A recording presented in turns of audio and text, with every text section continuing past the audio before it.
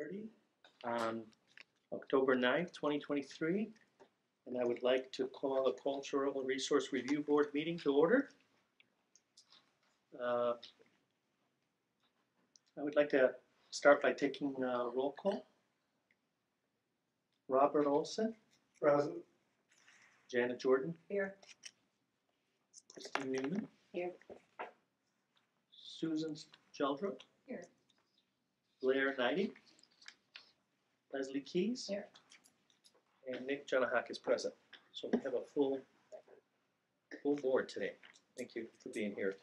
I'm going to read a public notice civility clause.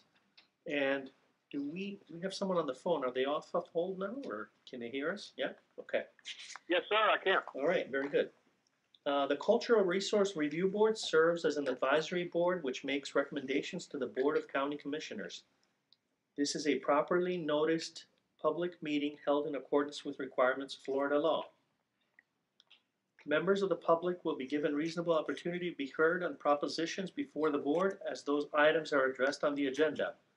For public comments on matters not being considered by the board today, a general public comment period will be provided to address the board on matters within its jurisdiction. Each person addressing the board shall limit comments to 3 minutes. Persons shall not address the board of any member thereof unless specifically recognized by the chairperson to do so.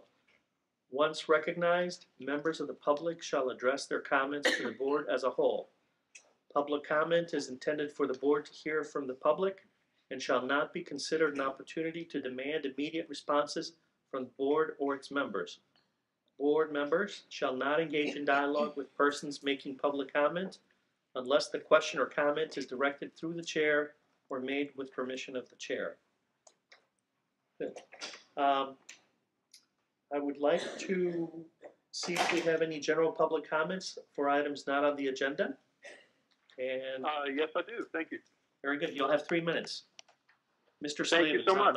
on the phone. Thank you. This is Ed Slavin. Sorry I can't be there. I'm at the County Commission auditorium today. They are interviewing in a committee several of the candidates who want to be our next county administrator. And let me just say, help is on the way. And I am delighted with your all's work. Welcome to Dr. Leslie Keys as a new member. Delighted with your all's work in preserving our cultural heritage here, our precious cultural heritage in St. Johns County, particularly the victory on Canride House. Look forward to seeing Fort Mose built. County Commission voted 3-2 to do that at their last meeting. And delighted that the efforts on Hastings are ongoing and that Hastings will also be preserved and protected. And I was also delighted to see the new design for the Hastings Library and Cultural Center. Pretty much corresponds to what Trey Alexander Asner and I and other people had said about keeping the original WPA line. The meeting, I'm in a recess right now, and I'm going to have to disappear. They're going to be going back up with the meeting of this special committee at 2 o'clock. But I just want to thank all of y'all for your independent professional judgment on matters of protecting St. Johns County's cultural resources. We need to stand up to oppression. Glad we have I'm glad with Hunter Conrad is no longer the county administrator. And I think we had a part of the county finally seeing through what he was doing to the employees. He actually told his directors, as he put it, that they could not talk to commissioners without him being there. And that's just an outrage. We need to celebrate and protect and preserve employee-free speech under the whistleblower law, state and federal. And I strongly look forward to the reinstatement of Trey Alexander Asner to his rightful position as Cultural Resources Coordinator. And I'll hang on speaker with the phone muted for a little while, but I'm going to have to ghost y'all because the committee's going to be meeting back up here at 2 o'clock. But thank you so much for all you do, and thank you all for your service, and welcome to Dr. Leslie Keys. Great. Thank you, Mr. Slavin. All right. Thank you. All right. The Board recognizes Ms. Sally O'Hara with a public comment item. Thank you. This is in relationship to the Hastings Main Street application. The last time I spoke, we were just getting ready to go before the Board of County Commissioners. We did submit the application and we'll be going over to Tallahassee on October 25th to defend our position in front of the evaluation panel. Our prospects look pretty good. So we're looking forward to becoming a new Main Street community effective January if all goes well. I did want to share with you in the process of writing the evaluation, we are reviewing the overlay district for Hastings. And as I understand it, this is the upcoming year where the land development codes will be updated, 2024, and we are looking to seek some protective measures for the overlay district, which was a basic copy and paste when it was dissolved and nothing extra was inserted. So to prevent the library debacle as before, we're going to put some design standards in there, okay? And as I was defining the Main Street district, ironically enough, it looks like the old 1921 map within the area of Hastings. This is the new Main Street district as defined. It had to be focused on commercial areas, and it's an inset into the overlay district. And I'll leave these with Haley. And this is the start of our continued education for Hastings populace. In the application, we had to identify 25 significant photos and structures, and there are many, many more in the area. And this will be the basis for our continued education on Black history in Hastings, as well as church history and so forth. And I would like to invite everybody to attend the Hastings Festival of Art. We have partnered, Hastings Main Street has partnered with the St. Augustine Art Association, and what they had produced for, 50 years, the Arts and Crafts Show after Thanksgiving, it's now going to reappear in Hastings.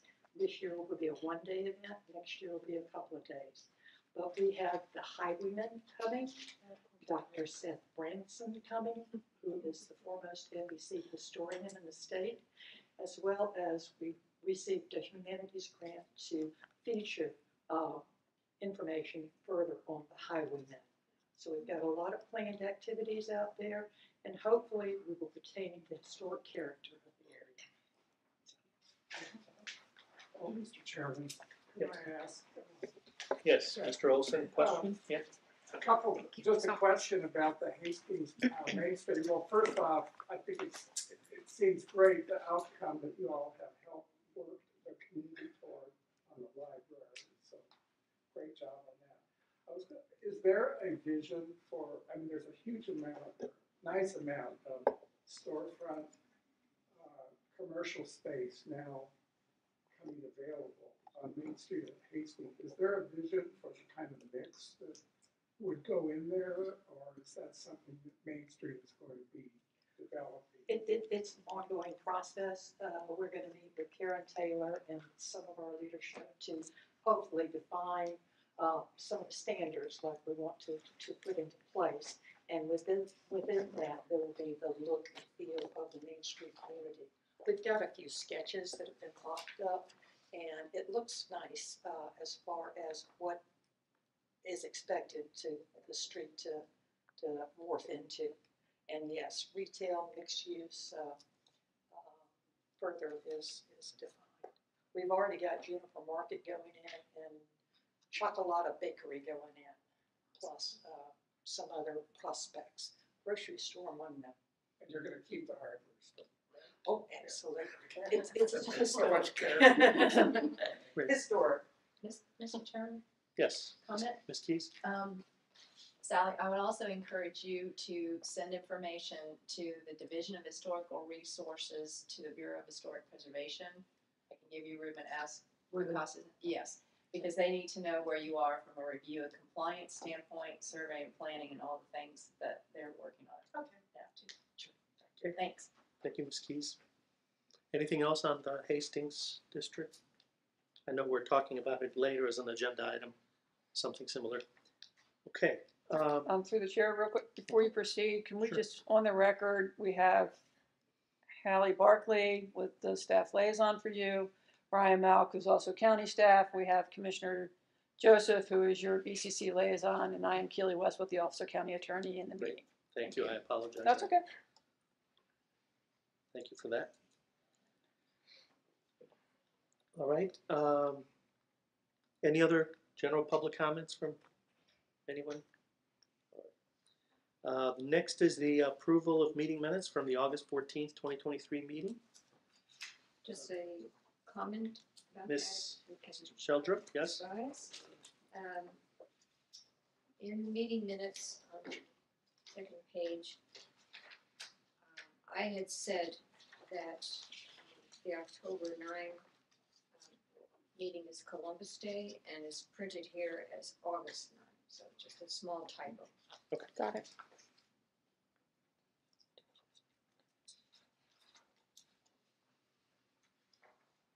Correct. Thank you. Noted.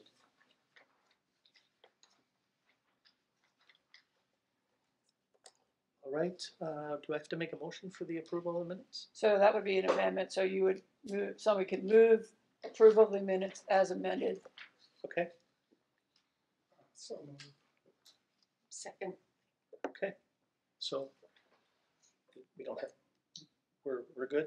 Well, Or do we need to vote? You vote, generally for a sizes group, you would do, if there's anybody opposed, or you just Okay. say all in favor, say aye, opposed, no. You All don't right. have to All do in favor? I, Aye. Any opposed? Okay. Just, I'm abstaining because I was not a member of the board at the time. Okay, very good. it. You can't abstain, Take it you out, have to please. vote, and you had an opportunity to review the minutes, so there's no, That's different, okay. yes. So you're good? The action is taken now, even though the minutes, and so you had an opportunity to review the minutes, so yes, you would still vote. Okay. All right, so the minutes from the August 14th meeting are approved as amended. Okay. I think you all have a copy of the current agenda, so approval of the current agenda is what we need to vote on. Move to approve the Move current to- agenda. Okay. Now the second. Okay, so moved by Ms. Knighting and seconded by Kristen Newman. Anyone opposed? Okay, thank you. All right. So the first item on the agenda for today is the Sunshine Law, Ethics, and Robert's Rules presentation by OCA. Good afternoon. I'm Keely West with the Office of County Attorney. We're actually going to cover the Sunshine Law and the Public Records Law today, and then we'll come back to you with Robert's Rules and Ethics. That's four very wordy things that, given the presentation today, we'll do it in chunks. And so this is your annual Sunshine Law and Public Records review. It's an update. I know we have new members, and so I'll try to move slowly through it. I do speak quickly. If at any time you would like me to slow down, please just say slow down. I'm happy to do it. Yes, I would like the message. Thank you very much.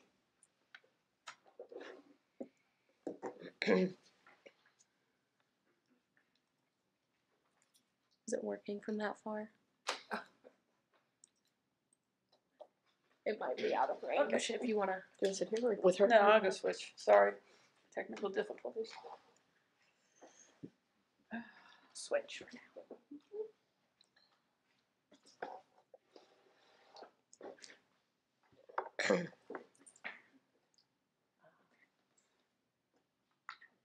You can just click anywhere on the screen and it should go forward. Left click. Is it not working? Left click, click. Click, click, click. Okay. We'll find a way. So portions of this information is just a disclaimer there. We try to stay up to date with the Council for Open Government, Pat Gleason, and so this information is provided and used at her approval. Sunshine Law provides a right of access to government proceedings. At the state and local level, the Sunshine Law applies to all equally to elected and appointed boards. The Cultural Resource Review Board is an appointed advisory board to the Board of County Commissioners, so it is applicable. Okay. So 286011 is what governs under the Sunshine Law. It requires 3 key elements for compliance. Meetings of the public boards and commissions must be open to the public. Reasonable notice of such meetings must be given, and minutes of the meetings must be taken. With regard to open to the public, it's applicable to location and timing and all of those things that make it accessible to the public and open. So generally meetings have to be at a public location, or somehow, even if it's a private location, it has to be accessible to the public. Also, timing during business hours is normally when you would hold your meetings. Notice, the county provides a written notice.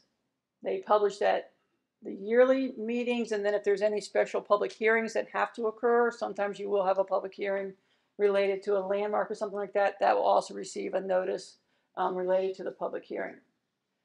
Your county staff is responsible for taking minutes of the meetings. The audio tapes are preserved as well. Who is covered by the Sunshine Law? All public agencies in the state, advisory boards and committees, private companies doing business on behalf of the agency. That would be applicable if there's an instance where you were trying to form a landmark district and we went out to a vendor to assist with that. Those meetings and that information would be applicable and have to fall within the Sunshine Law. If someone's acting on behalf of the agency, members and members elect. So Dr. Keyes was at the last meeting, or if there was a meeting in between, she was appointed. If she was a member elect, she would still have to fall within the Sunshine Law and the Public Records Law. Don't mean to point you out. Just, you're the newest member, so yeah. It's like when Board of County Commissioners, before they take office, even though they've been elected, until then, they'd still be applicable. Meetings are not formally defined in the statute. However, generally speaking, it's a gathering of 2 or more members of the same board or commission to discuss some matter which foreseeably action will be taken by this board. It also is anytime you communicate. So it doesn't have to be an in-person meeting. It can also be phone, mail, texting. That is considered a meeting. That falls within the Sunshine Law.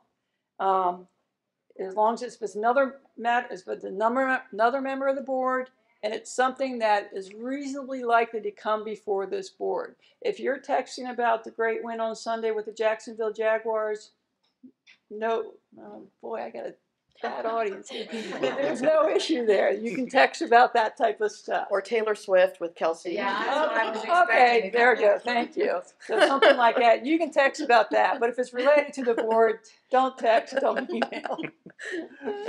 Thanks for helping me out there, Commissioner.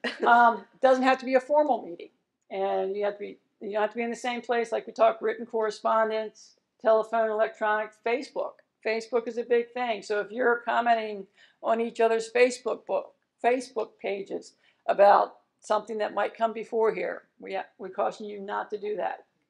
You can't use intermediaries or third parties. You can't get the staff. You can't ask Ryan to get a straw poll about what might come if there's a vote coming up.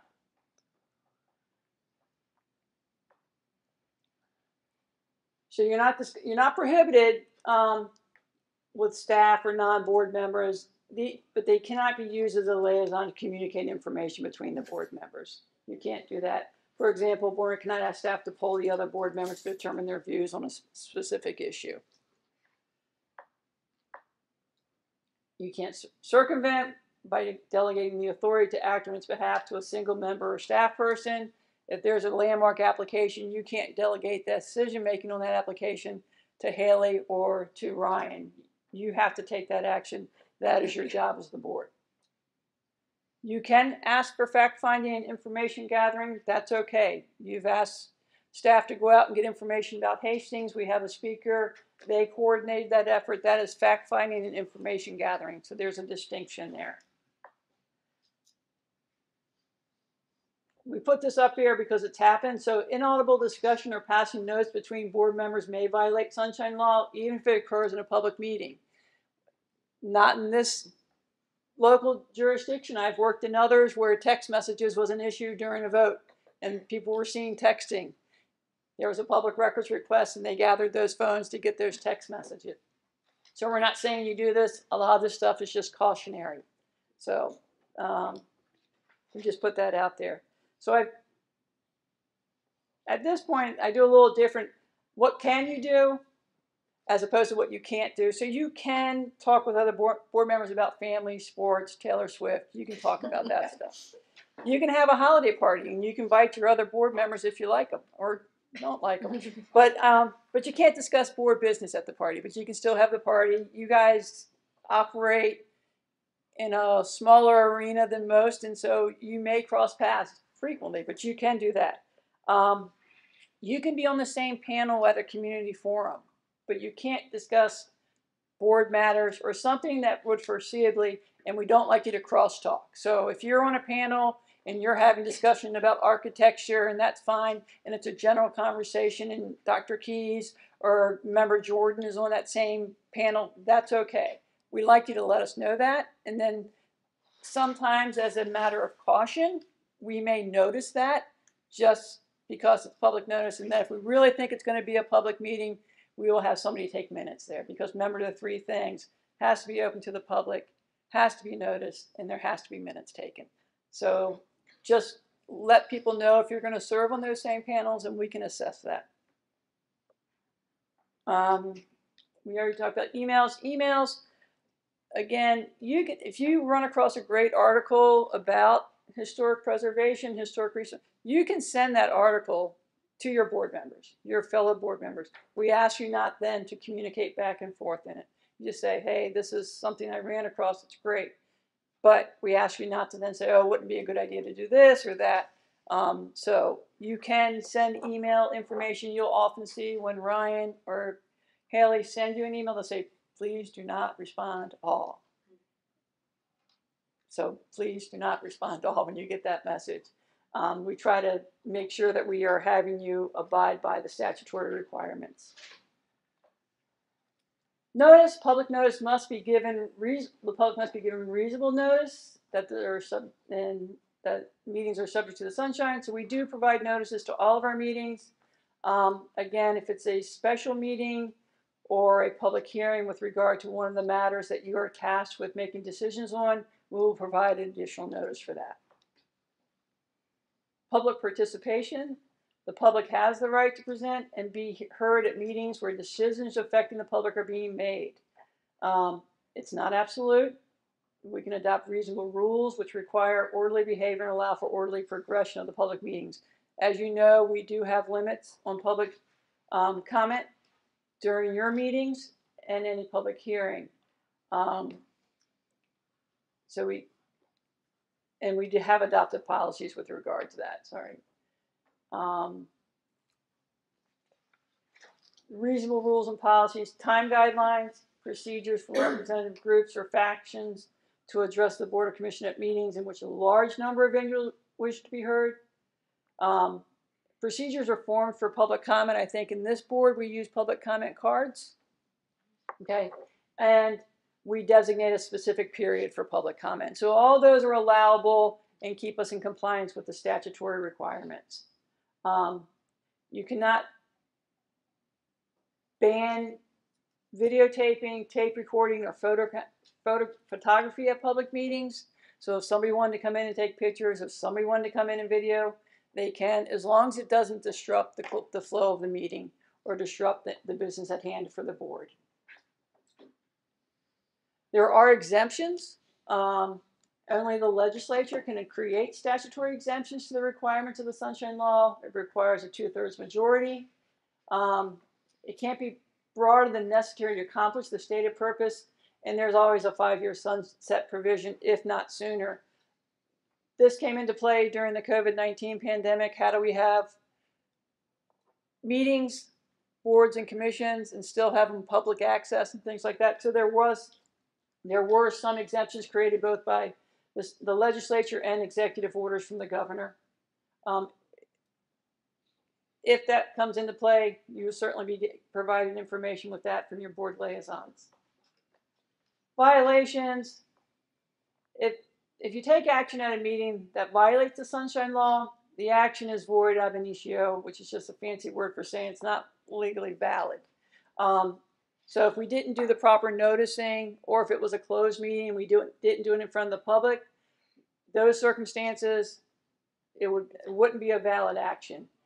However, if for whatever reason, and this has happened, public comment was not provided, or public comment was not fully vetted, or public comment was not, there was an issue with public comment, it would not void that board action. The cure is that you would have to go back, open it up, and you would have to retake a vote on that action. And then, which would mean you'd have to go through the whole process again. Violations, penalties, unintentional violation, fine up to $500. A knowing violation, second degree misdemeanor, punishable by a fine of $500 or up to 60 days in jail. Suspension or removal from office. And payment of attorney's fees and court costs. Attorneys like to get paid. So again, the purpose of the Sunshine Law is to make entire decision-making process open to the public. Don't get creative. If you are asking yourself how you can get around Sunshine, you're probably already going down that wrong path. Assume the Sunshine Law applies. But by all means, if there's ever a question as to, like I said, panels or meetings or discussions, ask and we will give you the answer. Again, there are times where you can still meet. If two of you wanted to discuss, let's say you had upcoming elections, and two of you wanted to discuss, you were interested in running, you want to discuss with your other members, and you want to discuss it, you can do that. It just has to be at a noticed public meeting. So those discussions can still occur. It just has to be in the open and in the sunshine. Other than that, you have your discussions here at the board meetings. I think that's Sunshine. Okay. Before I go on the record, I'll ask questions at the end, but any questions about Sunshine? I know for new board members it might be a lot. I'm sure you all have been through this before. I can tell by the excitement. Okay, no question. I just had to make a comment. Because of all the social media perspective, when we did the city of St. Augustine's 450th, and the feds flew in to kick it off at the Presidential Commission, even though all the commissioners were there and some of the county commissioners, we had everyone sit far enough away that nobody could post pictures. It is.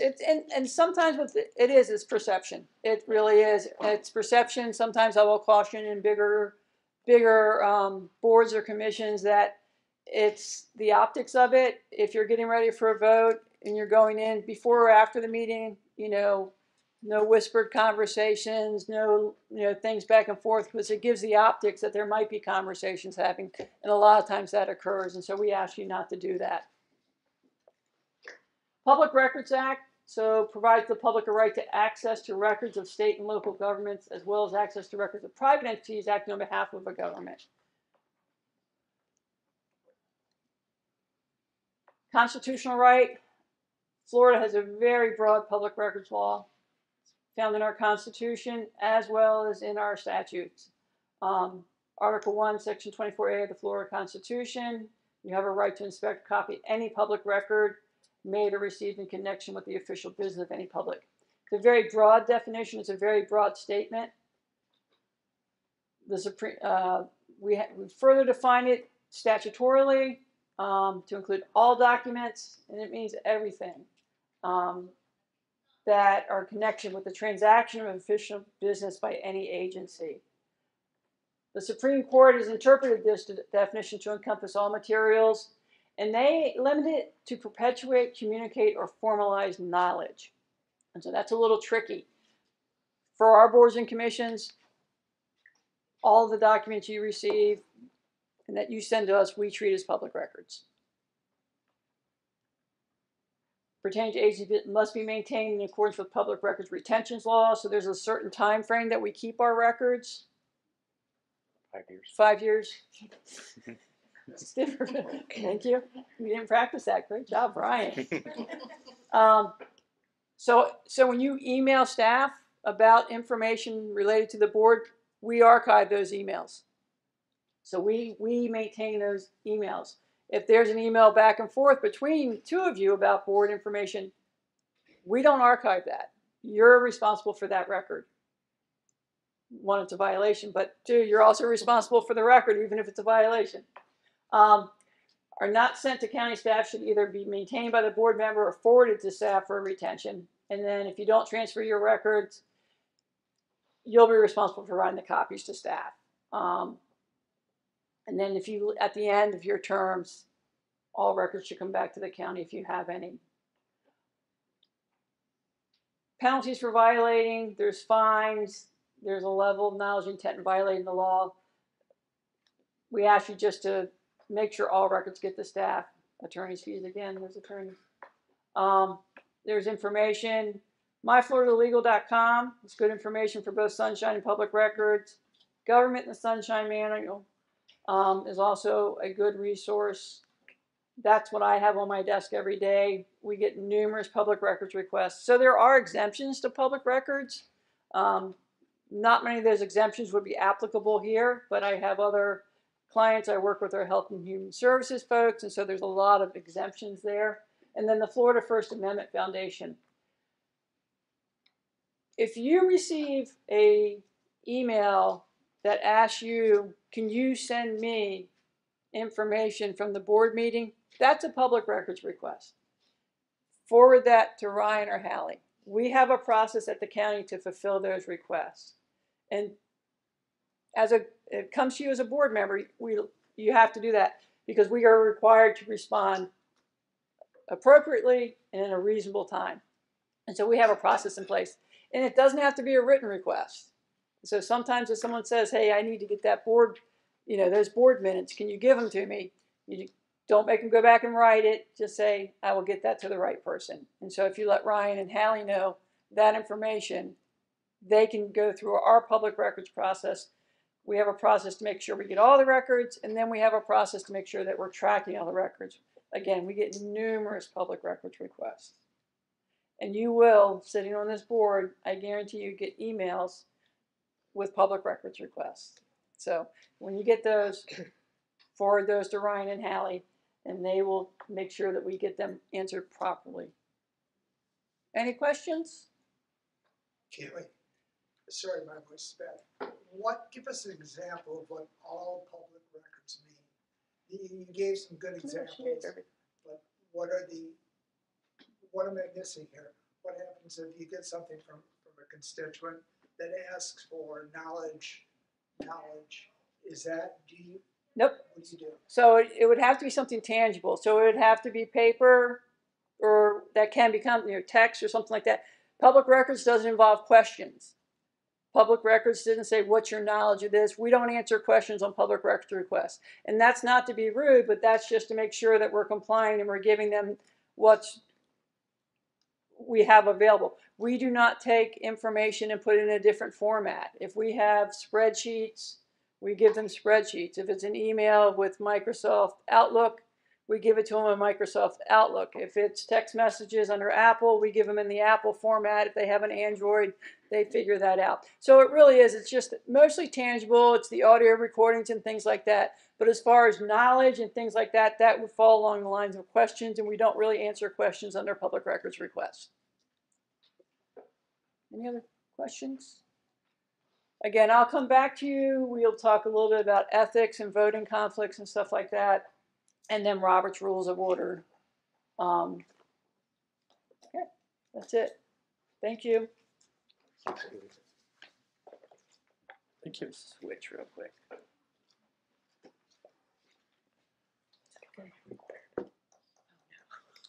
So agenda item 2.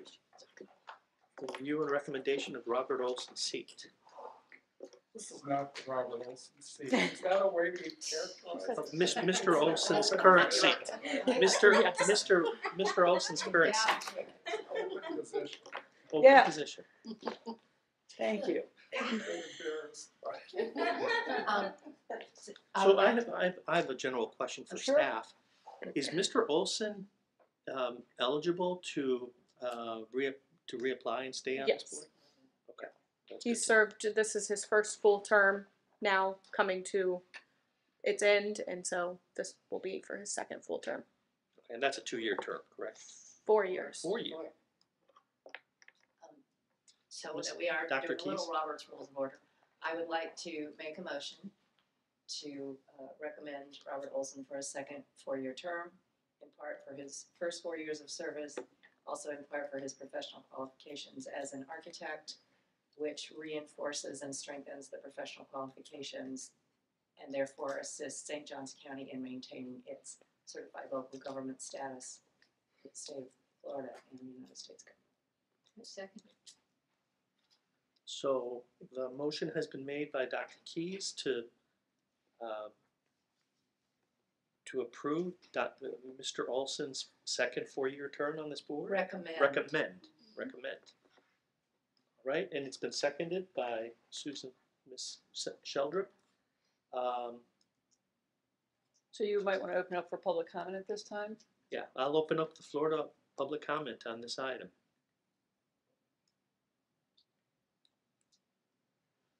Okay. No public comments at this point? Now the board would deliberate and then vote. We'll deliberate. All right.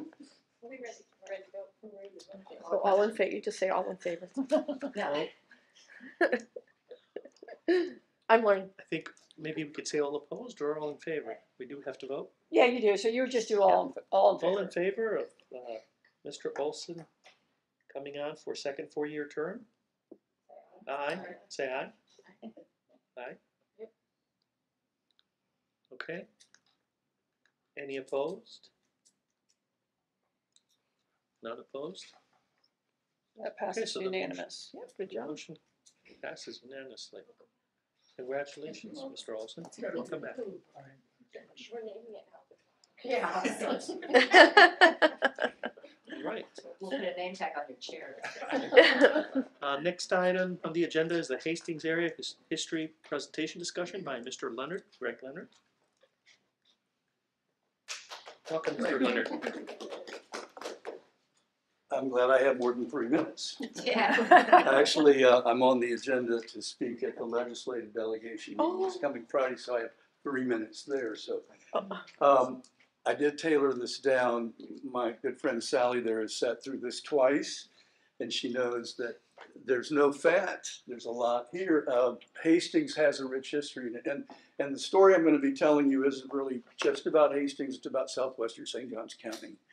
And I created this book, and it was published a couple of years ago because I knew that that part of the county had been neglected. It actually pained me to see what had happened to the county, particularly after the fire. But there were things that prior to the fire in the 1980s that were already moving that part of the county toward hard times. And I knew that there was a very rich story to be told. In fact, St. Johns County, as we all know, is a very historic county. St. Augustine gets a lot of the top billing for that, but literally there isn't a square foot in this county that doesn't have a history or a story to tell. I've told stories about the Palm Valley, Ponte Vedra area in the Northwest, in the Northeast. I know the Northwest has a rich story. So there's stories everywhere, but the Hastings story was a story that, because I knew it, and I had access to people and resources, I thought it was an important story to tell. So to put it in perspective, I always like to kind of put what we know as Florida today into perspective. Our history of Florida as we know it is a really new history. I mean, I think of the fact I'm 75 years old. I was born in 1948. If I go back just the same amount of years before my birth, it's 1873, there was no Miami. St. Augustine was 2.5 times the size of Tampa. It was totally different. So it's important to see our history as we think about this county in a larger context. St. John, Florida itself has had human habitation for at least 4,000 years. I don't know the archaeological details of that, but at least 4,000 years. And the St. Johns River Valley is that part of Florida that has the oldest human habitation.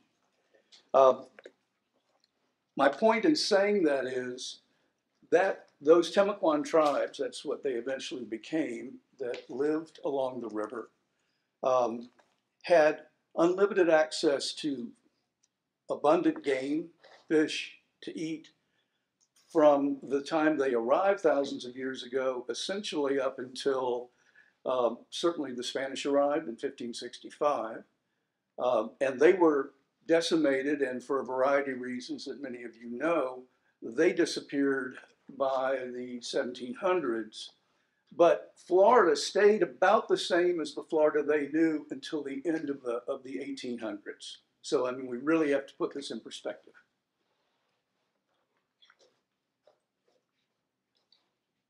All right. The story of the development of Florida is a story of transportation, like frankly everywhere, but certainly everywhere in the United States.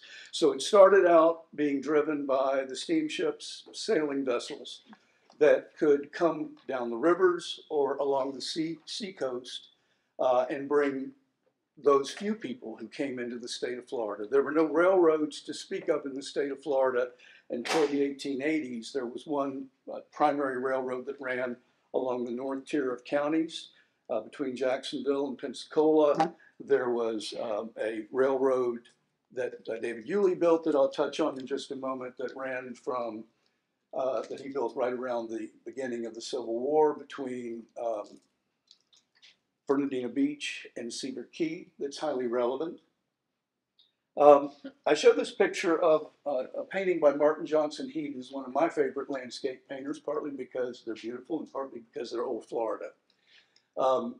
This shows the Florida marsh. And back when he was actually creating this painting, I'd say more than 50% of the state of Florida was wetlands. So that was very typical. He actually was the first painter of national renown to call St. Augustine his home. He came here in 1883. He actually, once Flagler opened the Ponce de Leon Hotel, set up shop in, he had a gallery in the Ponce where he sold his paintings, which are now worth 6 figures or 7 figures. But they really capture old Florida, and that really tells a great story. My great-grandparents came to Florida in 1885. And that's always, to me, as someone who grew up in this state, impressed me, frankly, that anyone would have come down to Florida, as primitive as it was, with all the alligators and snakes and mosquitoes and yellow fever and all the things, malaria, that came with that environment. I had such appreciation for those early pioneers. And a lot of them, frankly, were educated. I mean, there certainly were outlaws that came to Florida. It was a place you could hide, particularly in South Florida. But a lot of them were educated. It was particularly hard on the women, obviously, because there were very, very little civilization, and outside of civilization, there were none of the conveniences. So I mentioned before, if you dial back the same amount of years that I've been in this world, back to 1873, I'm sure some of you can properly guess this. What was the largest city in the state of Florida in 1873? St. Augustine. Nope, it's a valid guess, but no. Key West. Yes. And why was it Key West? Goes back to transportation. Sailing ships, steamboats. It was the gateway to the Caribbean. It was the gateway to South America. And it was the gateway of products of those centers to come to the United States. So that's fascinating. At the same time, there was no Miami. As I said before, Tampa was a small town compared to St. Augustine. In fact, between Jacksonville, which had 7,000 people, and Key West, that had 10,000 people, give or take, St. Augustine was the largest city, and the next largest city was Daytona at 500, give or take, right? So it's just amazing how things have changed. This map kind of points out the power of Key West, and it also shows you the other important point of commerce, and that's Cedar Key. I find Cedar Key also a really fascinating part of the Florida story, because when we think of Cedar Key, we think of a really sleepy town. But the reality was, because of Yulee's Railroad, That's how freight could avoid the danger of the Straits of Florida and the danger of shipwrecks that was such a factor there, and provide access to shipping outside of the U.S. and elsewhere in the U.S. This is going back to the transportation comparison. I said that sailing ships, steamboats, that's where it begins. Then, of course, the railroads started opening things up, and particularly in the early 1880s. And then, of course, it was automobiles that provided the middle class an opportunity to come to the Sunshine State. But in 1882, when this image, which I took out of a brochure I have from a company called Whitney's Florida Pathfinder, a New York City company that promoted coming to Florida and, in many cases, going to Palatka. Palatka was the 7th largest city in the state of Florida at this point when this was produced because of steamboats. You'll notice a lot of our communities that we know, Fruit Cove, Switzerland. There is no Hastings yet. There is Federal Point. So this is and you've got Deep Creek that would be right here. By the way, for those of you that don't know, the county is doing a kayaking tour of Deep Creek this weekend, which I think is real cool for those that are into discovering some serious old Florida. Orange Mills, etc.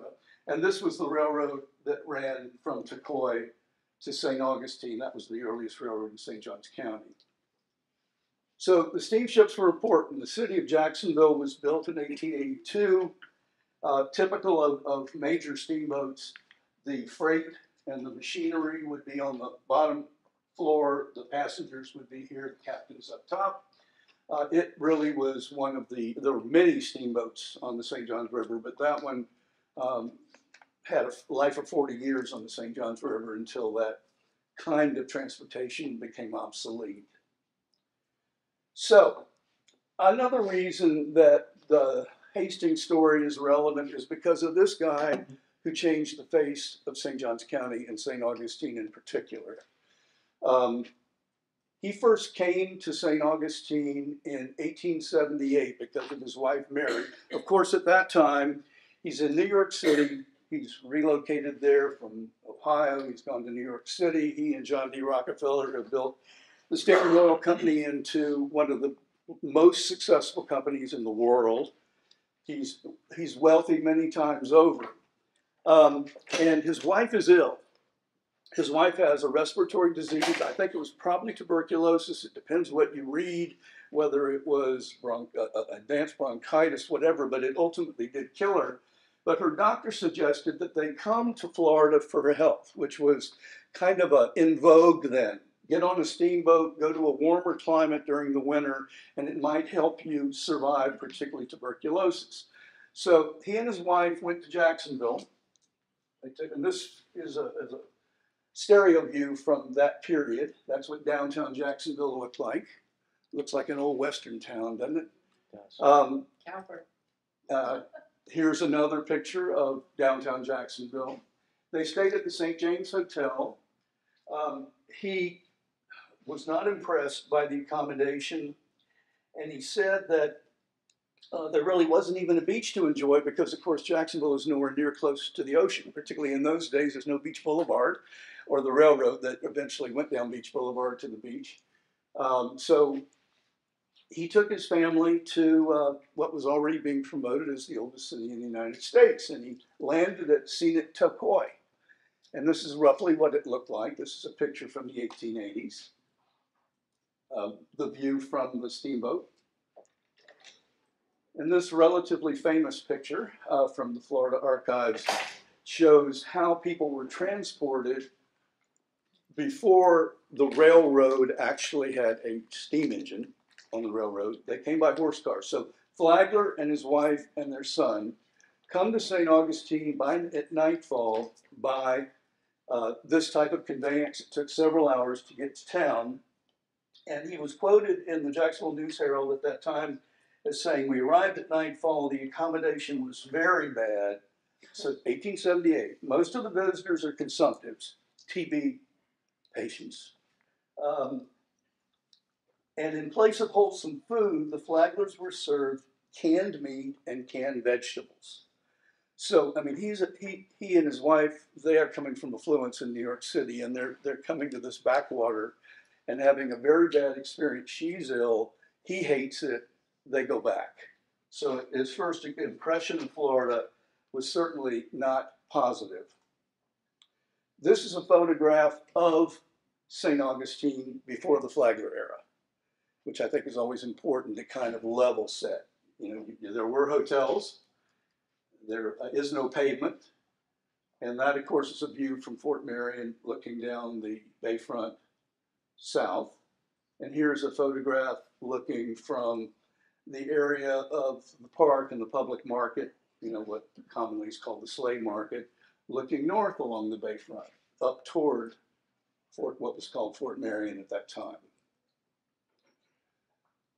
This is really, to me, this postcard from about 1908 is, to me, typifies what old Florida looked like and what it was in people's minds.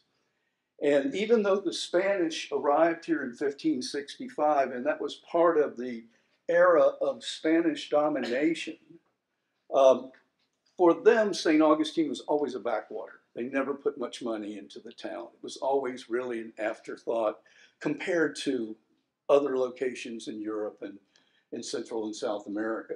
So that look is certainly still relevant. Let's see if I can get this thing off. All right, and back me up one, please. Thank you. So, again, he was here in 1878, didn't like it. Well, a few years go by. It's now 1893. Excuse me. It was 1878 when he first came to Jacksonville and St. Augustine.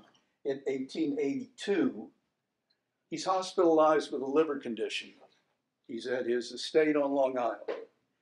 He's reading in the paper about Hamilton Diston. And the Hamilton Diston story is such an interesting story about Florida history because he was the first who really worked at draining the swamps. So Hamilton Diston was a Philadelphia industrialist. He had inherited a saw business, which of course lumber was such a big industry at that point in time from his father. So Hamilton Diston had purchased from the state of Florida in 1881 4 million acres for 25 cents an acre.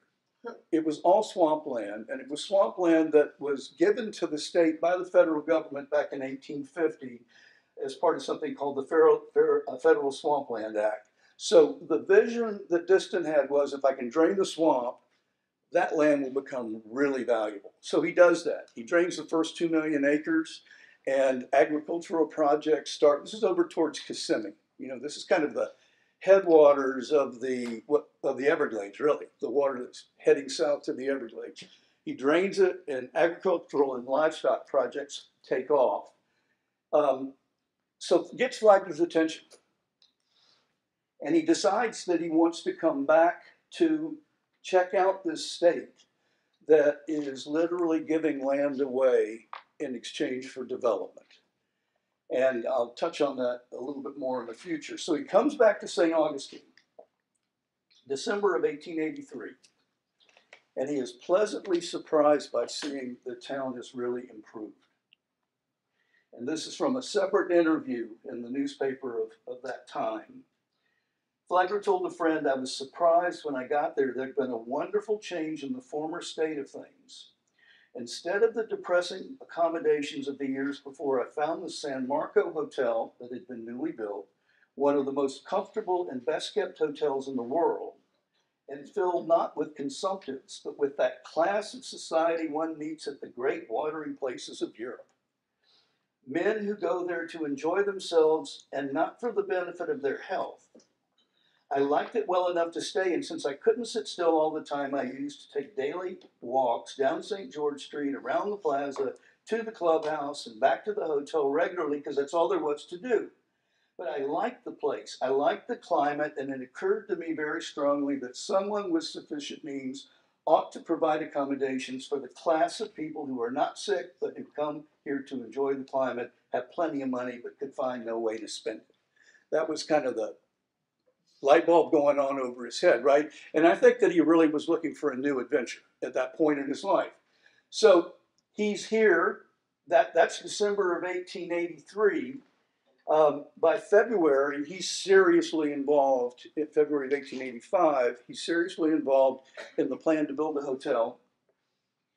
And in March of that year, 1885, he attends what was then the annual Ponce de Leon celebration to reenact Ponce de Leon's landing here in 1513.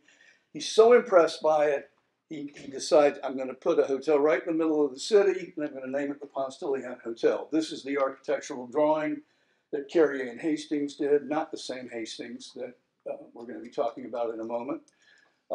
And then, of course, in May of 1887, the hotel was completed, but it was not opened until January 10th of the following year, when it opened for all the winter trade. So that was obviously the thought process here. And within an hour after opening, according to the stories, over 1,000 people were walking around the gardens, the corridors, the hallways, registering. They had arrived. The national press was saying this is the finest hotel in the country, which made it better than the Palmer House in Chicago, the Palace in San Francisco, the Waldorf Astoria in New York. I mean, it always blows my mind to think St. Augustine at one point in time had the finest hotel in America.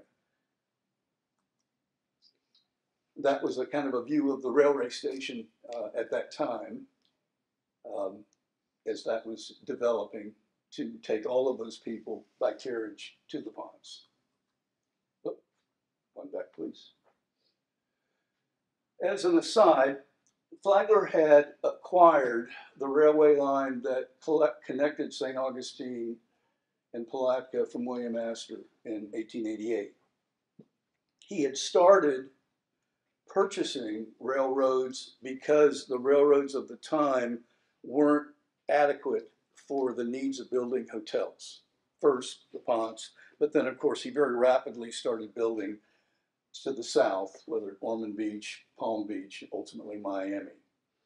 The rail depot that was ultimately to become the Hastings location was originally known as Merrifield, and it was a vegetable farm operated by Utley White, a very historic character in that part of St. Johns County and in Flagler County. All right, the Hastings story. All right, so as I said a moment ago, Flagler began his railroad building because he needed up-to-date, they were mostly narrow gauge. And I use the comparison when I say narrow gauge railway to try to do the comparison that me as a young boy between a Lionel train and an HO train. For those of you that are old enough to relate to that, a Lionel was a substantially larger thing, right? HOs were little tiny ones. Well, the tracks that existed with these primitive railroads, most all of them were narrow gauge, and they had to be upgraded to be able to deal with the industrial needs that were coming to the state. But he also wanted to do it because the state was giving away land for each mile of railroad you developed. They were so hungry for development. The state saw the railroads as the way to bring people to the state, to bring commerce to the state, to bring agricultural forward in the state. So they were giving away 8,000 acres per mile of railroad. I always try to kind of run the math. Well, what does it cost to build a mile of railroad versus what would 8,000 acres be worth? Because all those acres were right along the railroad. They were on the right of way. So it was extremely valuable land. All right, this is a picture of Thomas Horace Hastings. He was a distant cousin, probably a third cousin of Henry Flagler. Flagler with all of those railroad acquisitions, and now I need you to visualize that once he started the railroad building and he's getting all this property that's right along the rail line, that's when the Florida growth really happened, because in many places along that east coast of Florida railroad, groups of people were coming together to start little communities. But in the case of Hastings, he started Hastings. He brought the cousin in. He gave him 1,569 acres that he started a farm called Prairie Garden. That's his first original home. Thomas Hastings also had greenhouses. He's growing cucumbers, he's growing strawberries. They're shipping them to the New York hotels. The other thing to keep in mind, and this story has so much going on that sometimes I feel like it's a challenge to really paint the pictures clearly. But the reality is that in 1890, in the metropolitan centers of the North, you had no access to fresh produce. And the fact that Florida started opening up and could produce winter vegetables and supply them to Philadelphia, New York City, Boston, Chicago, Detroit, whatever, it was a big deal. So literally, and again, especially for the elite to enjoy these fresh vegetables in the winter months. This is an early picture of Hastings as it was developing. The Postal Service opened its post office in Hastings in 1891. And by that time, reports of Thomas Hastings' achievements had been recognized at the state level and in 1892 in a U.S. congressional document. And that created great publicity about the potential for southwestern St. Johns County as a farming community. And why?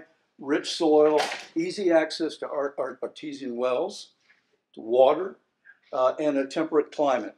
And again, at this point in time, the growth of winter vegetables started in the north tier of the state, in our area. There was nothing going on further downstate yet, so it was a huge opportunity.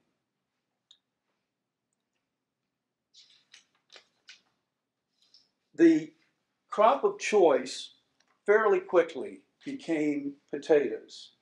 You'll see in a few moments that there were lots of other crops being grown, but citrus was a challenge because we were already at kind of at a high risk area for growing citrus. And while there were tremendously large citrus groves that existed in Palatka, St. Johns County, et cetera, in 1895, there were two very hard freezes that decimated the crop. So it became much more popular to grow potatoes, and that became the crop of choice.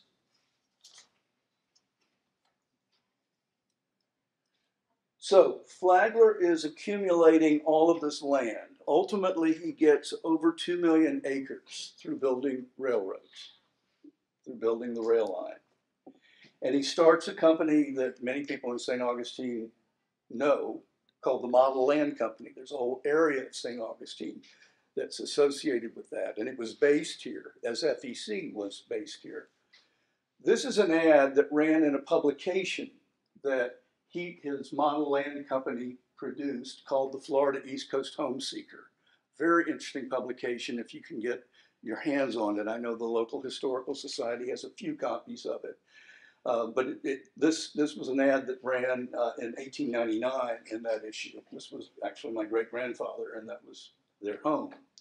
But it just is an example of that publication was used to promote the opportunities for growth and financial success in Florida. This is downtown Hastings. You know, again, we think of Hastings as a place with very little activity today, very little population. But prior to 1920, there were over 2,000 people living in that part of the county. St. Augustine didn't have but about 4,000 at that time. So, and it was the only other town in St. Johns County, which is also relevant. I'm going to take you inside one of the businesses. This is Dr. Coe in his pharmacy there. You can see all the herbs and cigars and the other things that were offered in the pharmacy. This is one of the early loading docks, and these are barrels of potatoes getting ready to go onto rail cars. This is the station master, one of the original station masters for the FEC railway station in Hastings. This is kind of a document that really kind of typifies what was going on at the time. First of all, I want to call your attention to the fact that it's a poem that was written in November of 1900. So just to have that in perspective. And I'm just going to call your attention to that stanza of this poem, which says, well, it's describing a weary traveler who's taking the train from Jacksonville to Hastings, but he's afraid he's going to fall asleep and miss his stop. And what it says is, the traveler tried to close his eyes and find the needed rest before he got to Hastings town. But visions of potatoes through his mind did dance with zest as he rode toward Hastings town. And he counted piles of money that his crops would surely bring over there in Hastings town. And he got so full of riches that he thought himself a king on the way to Hastings town. That was the world according to 1900 in that part of the county. I mean, it was, you know, for those of us that can remember, in the 1990s, everything was about .com. You could make so much money in .com. Well, let me tell you, 1900, it was all about agriculture in the northern part of the state. I mean, it was drawing people down here. Lots of the families that are still in that area came down at that time. This is a postcard that shows the Northern Methodist Episcopal Church, but more importantly, it says, this is the place where Hastings potatoes are raised. Did you ever hear of them? So they had a national branding at that point in time. This Spud Hunters at Hastings, the card says, I am in this group. See if you can find me and Ella. Well, since there's only one woman in there, that's relatively easy, but these are the kind of postcards that still exist.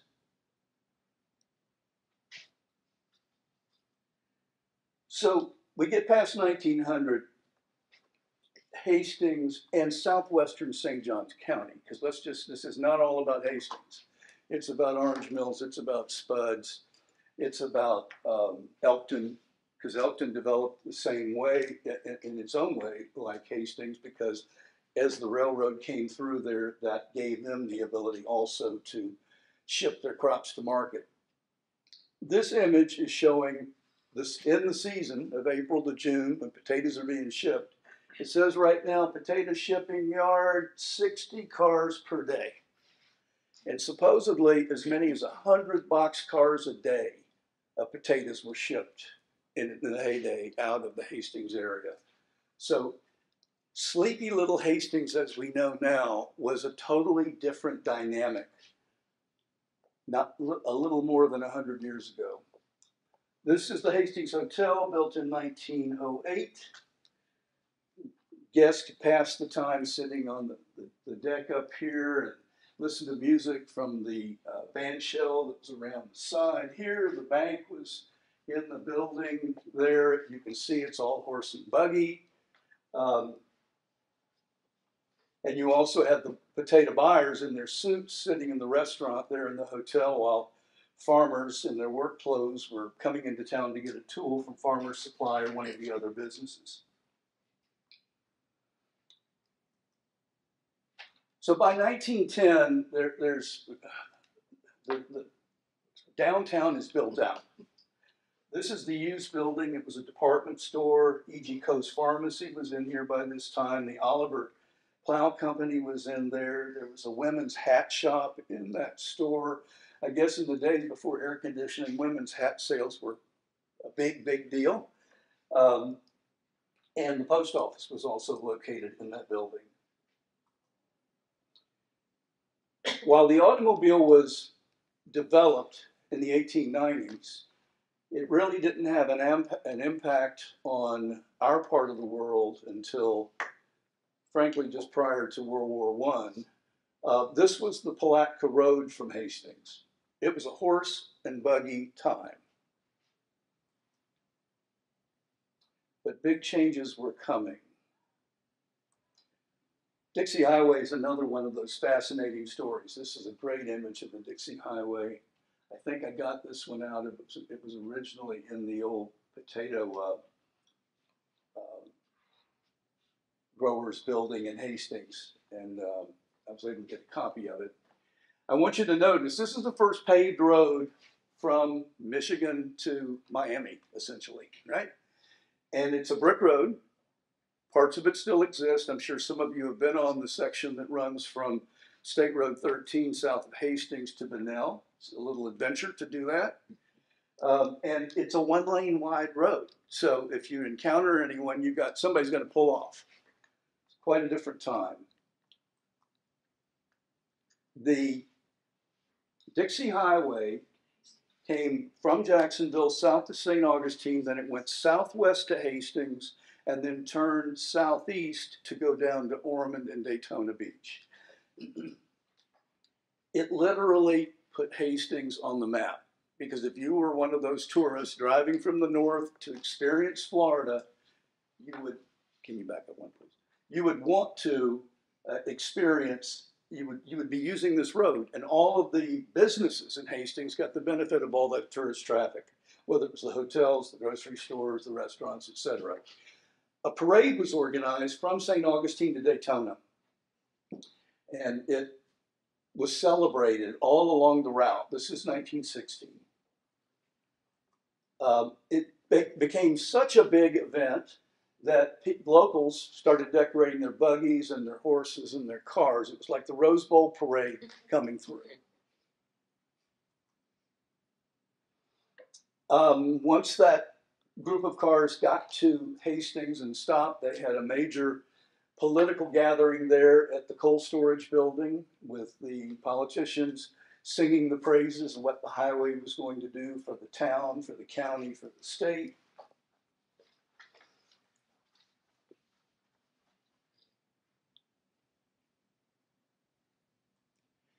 And concluding the day in Hastings, there was a baseball game. Another thing we forget is how much baseball was truly the national pastime of America at this point in our history. And every town had a town team. And they'd play against Palatka, they'd play against St. Augustine, or, it was a big deal. So they had a baseball game to celebrate the opening of the Dixie Highway, and they had a barbecue. Southern tradition. All right. This is a promotion, the front page of a promotional brochure created by the Gem City Improvement Company of Dayton, Ohio. They were one of the several companies who promoted the Hastings Potato District and the easy money, frankly, to be found. This is the opening paragraph. Of all the supple southern states, no other state is attracting so many home seekers and so much money for investment as the state of Florida. Southbound trains these days are crowded with people from the north and west going to the south to buy land, make investments. And if you were, it's like a 12-page brochure. I found there's one copy that I know of in existence, and I have a scanned copy of it. But each page has a header, and here are the headers on each page.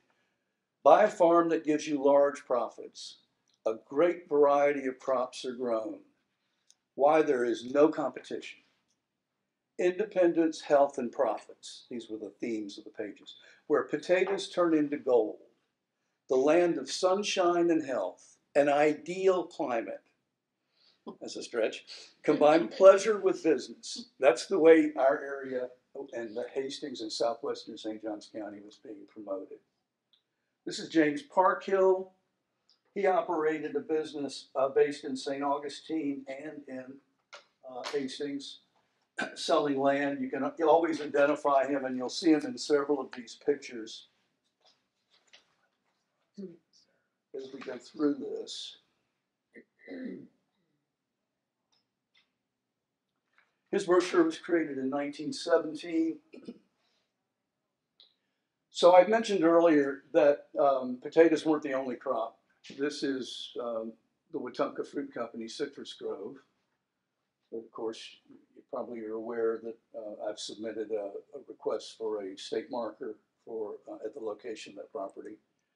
Cabbage was an early and important crop in the county. Celery. This is a gentleman named Joe Flake taking his load of celery to market. For those of you that don't know, while it never was a big crop here, it is historically a big crop down in the Sanford area, and the nickname of Sanford is the celery capital. Cucumbers, tomatoes, corn, cattle. Cattle and livestock have been a big part of this region's business since 1655, when the Spanish set up the Palatka, Gainesville, and Tallahassee areas as the ranching areas to supply beef primarily to St. Augustine, and the slaughterhouses were in St. Augustine. So the cattle was a huge thing. And of course, even when I was a little boy, I can remember it being open range. I'd go out to Hastings and have to drive through cattle. But potatoes became the dominant crop. And in between 1911 and 1915, the Florida Times Union, which at that time was the state's leading newspaper, calculated the yield of the annual harvest. And that's what proved that Hastings was, in fact, Florida's potato capital. That's where the reputation came from. These are barrel companies. There were several barrel companies built in the Hastings and in the Elkton area. The rail line through downtown Hastings is running right here. The barrel companies were just on the other side of the railroad tracks. This is a map associated with Nick's Distributors, who's one of the big distributors, and each of these marks denote a rail car loaded with Hastings potatoes going to another destination. This is an image of the Hastings Bank. And the reason it's here is it's notable that in 1918, there was a national shortage of potatoes. And because Hastings, fortunately, had an unusually large crop that year, instead of the usual $3 to $4 a barrel, they were getting $20 a barrel for potatoes. And the buyers, the potato buyers for all the grocery stores around the country were rushing in and paying cash. And there was so much money flowing into this little bank that the city officers patrolled the streets at night to try to protect the banks until the armored cars could arrive in the morning to take the money to Jacksonville.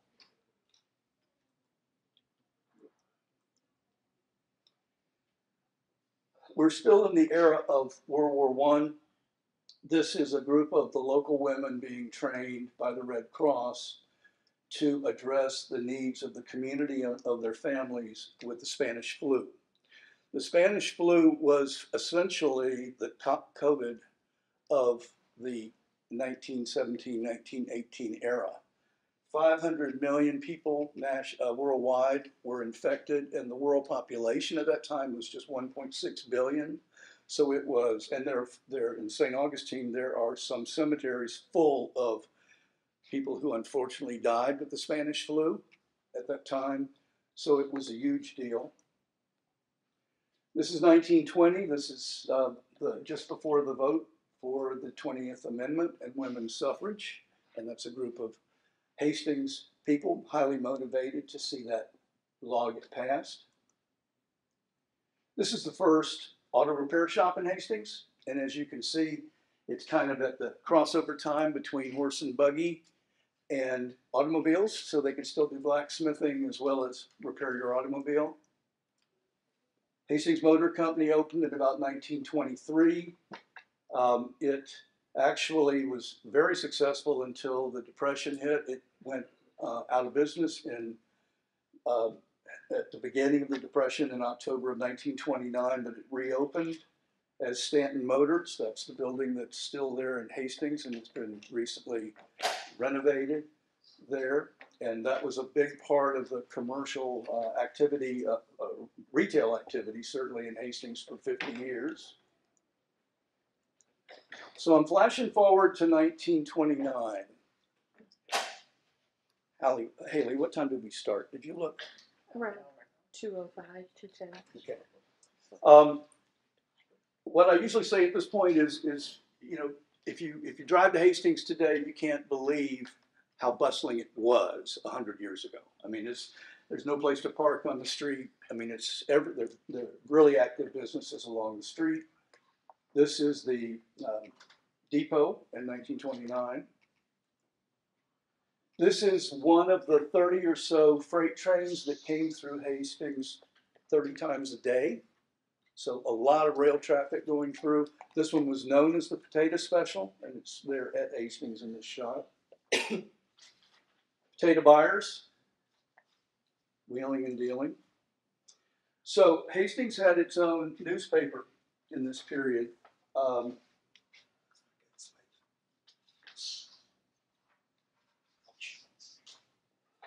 This gentleman is Augustus Wallace, and he was the publisher of the Hastings Herald. When I'm done, I'll give you each a copy of the front page of the November 1920 edition of the Hastings Herald. This is a gentleman named D.W. McElveen. He's with the Farmer's Supply Truck. That's where he was working at that time. He eventually becomes a very important member of the community with a very special hardware store that was quite well known. Bob Lovett ran a grocery store. He was the primary grocer for downtown Hastings from 1926 to 1982, 56 years. He was a county commissioner. He was mayor of the town, very important part of the community. Elmo Causey, he came to Hastings right out of high school and worked at a drugstore owned by Dr. Freeman. And when Dr. Freeman died, Elmo bought the business. And Elmo's was a classic 1950s, 50s era drugstore. I remember going there and sitting at the counter getting a cherry Coke and had the little stools that you could spin around on, you know. I mean, it's the whole deal. It's like something out of American Graffiti, right?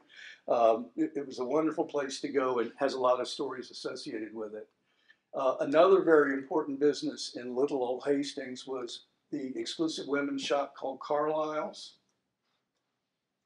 Rhoda Carlisle was a precursor of the personal shopper. And women, not just from Hastings, but from Palatka, St. Augustine, and even Jacksonville, came to Hastings to shop at her exclusive dress shop. And she was able to keep that in business for over 50 years in Hastings. So it was a destination store. These are many of the tourists. People seemed in that era, you can see the flapper era, like to have their picture taken in orange groves. This is a real important image. It first shows you the original Dixie Highway. So you can see when it was originally built, the brick road came from Jacksonville to St. Augustine, went way over here to Hastings, and then way over here to come back to the East Coast. In 1925, they rerouted the Dixie Highway and replaced State Road 3, which is now US 1. So it would go directly south from St. Augustine. That was one of the issues that began to set in motion at least some economic decline for that part of the county, because they were no longer on the main highway. And if you look at the towns along Highway 301, US 1, these days 441, Highway 41, when you're away from the cities, they're all dying, right? So, you know, having a major highway come through your town is so important. This is the Potato Growers Association, built in 1927. This is the home base of the Wetumpka Fruit Company farm. The historical marker that I've applied to the state to have it placed would be right over in this corner. That's Leonard Road, that's Hastings Boulevard. This is the world as I knew it when I was growing up. This is just the farm extended for miles this way and this way. So it was a sizable operation. This is a potato packing house. This is my grandparents' home. my grandfather was George V. Leonard, his brother and family lived here. Bill and Mary Ethel Cotton lived here. This was originally the stable for the house, but it became the garage. You can see all the orange trees. Which way is Hastings from this photo, and how far are we from there? Less than 2 miles that way, to the northwest. Okay.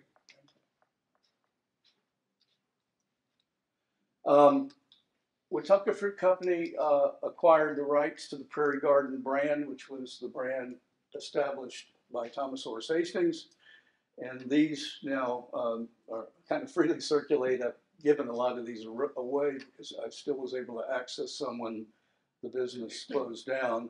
These are from the 1930s. This is the era of marketing art that went on the crates for oranges and other citrus to help differentiate your brand from the other brands. And Wetumpka was a very well-known brand, particularly in the New England area. This is the Citrus Packing House. That building still exists, collapsed to the ground, unfortunately, about less than a mile, or actually about 3/4 of a mile, to the south of where the farm area I just showed you. So this was a Citrus Packing House. These buildings were really important because they didn't just serve in this case, Wetumpka, but any of these citrus packing houses, wherever they were established in the various counties in the citrus growing areas, packed for every other citrus grower in the area. Not every grower could afford to have their own facility, so they would do much contract work also for all the other growers. This is a view from the top of that building. You can see orange trees, grapefruit trees, tangerine trees, as far as the eye can see. And if you meditate on it a moment, you can imagine when all of those trees were in bloom, what it smelled like. That whole part of the county. We weren't the only people growing citrus, but Federal Point, a lot of citrus trees out there, just was incredibly glorious. But unfortunately, in January of 1983, I think it was, we had a freeze and St. Augustine got down to 9 degrees. And it took out every tree north of I-4 and basically decimated the citrus crop for anywhere north of that. There's certainly some efforts to grow trees now back in that area. So there you see the Prairie Garden brand on the potatoes being at the packing house there. A big annual tradition in Hastings was the crowning of the Potato Queen. This is Peggy Davis, the 1946 Potato Queen. I wish I could get a whole collection of the Potato Queen images. Some of them are quite striking, but not just because of this kind of cheese, but part of the tradition was they had to wear an outfit made of burlap bags. And I don't know if you've ever held a burlap bag up against your skin, but that was a daring part of the process. Yeah, all the time, doesn't everybody? And if you weren't old enough to run for the Potato Queen, you could run for Miss Potato Blossom. So I mean, this is the culture. This is the cultural story, right? And the culture was just so rich. And of course, the other crop, and it really calls it out here, is cabbage. Most associated with, for me at least, with Elkton, almost 1.5 million crates of cabbage per year, claiming it as Florida's cabbage capital. Here we are bagging it, loading it. Let's get one more bag up on top. All right, head into the home stretch, the schools. This is the first, well, it's not actually the second schoolhouse. This is a building that was known as the old schoolhouse, not very original. It was originally only this part of the building. In honesty, I have to say it's either just this part or this part. It was 4 rooms only. 10 grades only, and it was built in 1900.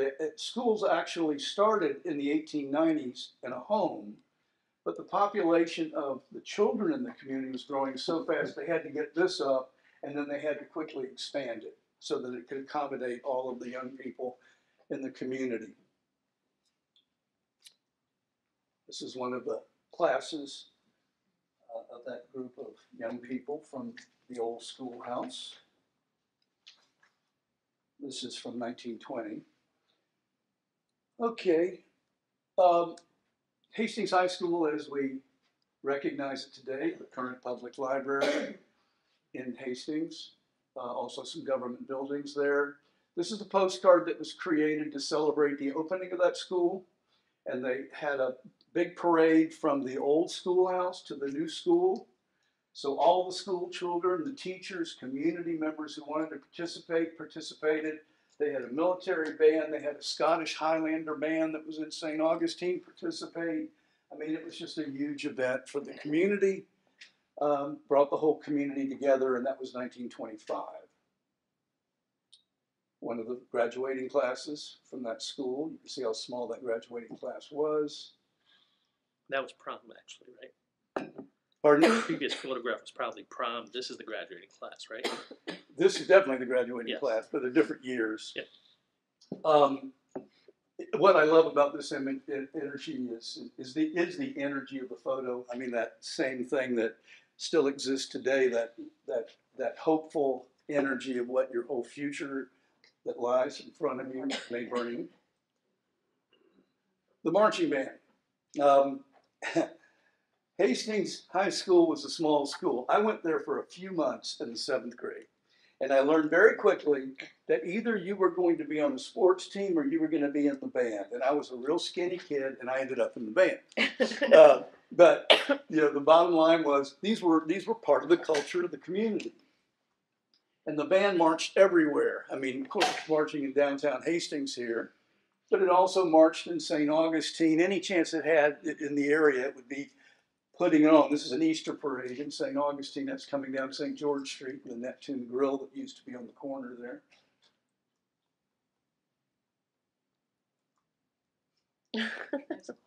My mom has those glasses. Proud King and Queen. King and Queen. You probably can tell that the gentleman is a little intoxicated, and you can probably tell that the women know it and they're not real happy about it. The Queen somehow manages, she's got a smile, she's going to tough it out. She's got the crown. She is intoxicated too. This is the Miss Hastings High School competitors for 1960. Some of them are still with us. Homecoming Queen.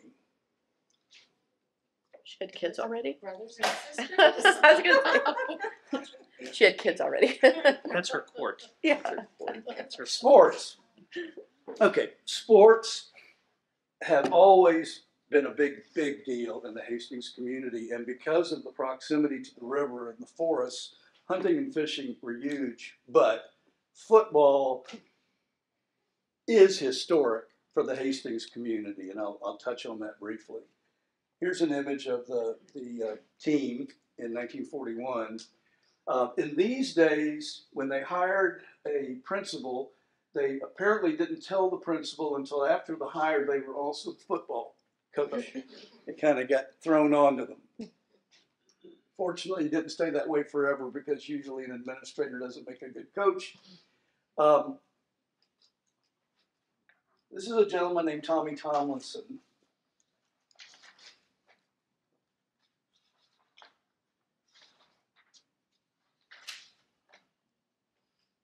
I met Tommy and worked with Tommy back in 2005 when I first had the idea that Hastings needed a reminder of its rich history and its families, and that there was a lot to love about what still existed in that community.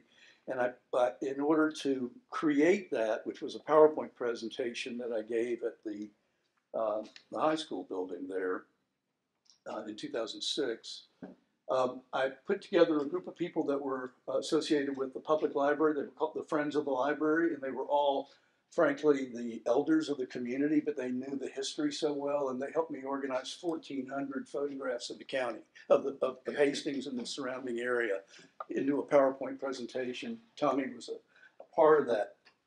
Tommy tells a story about, he's in the 7th grade.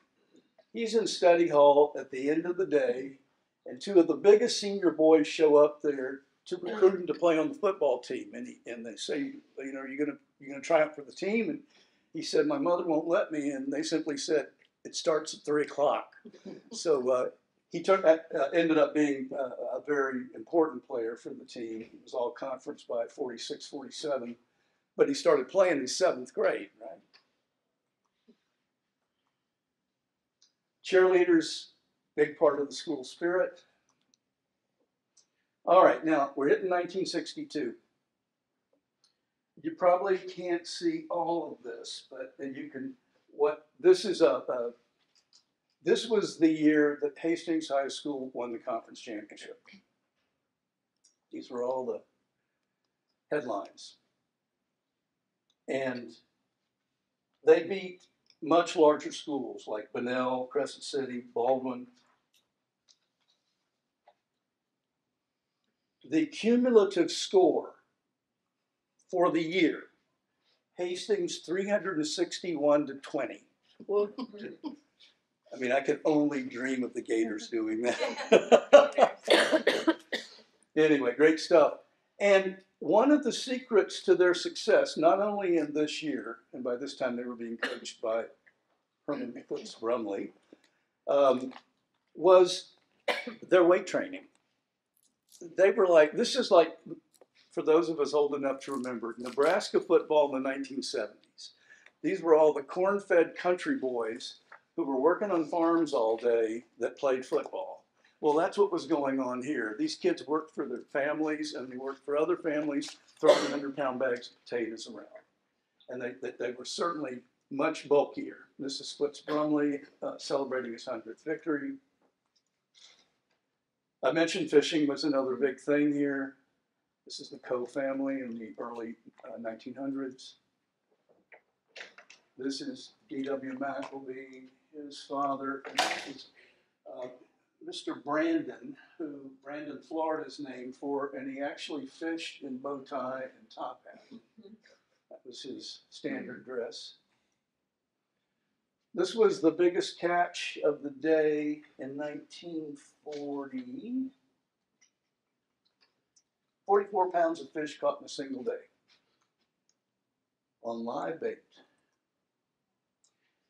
These are, this is Wally and Buzzy DuPont from Federal Point. They caught this tarpon in the St. Johns River down at what's called Devil's Elbow, just south of Palatka, just to show that the tarpon run way south in freshwater. This was a St. Johns County promotional picture to promote hunting in the area with the deer hunters.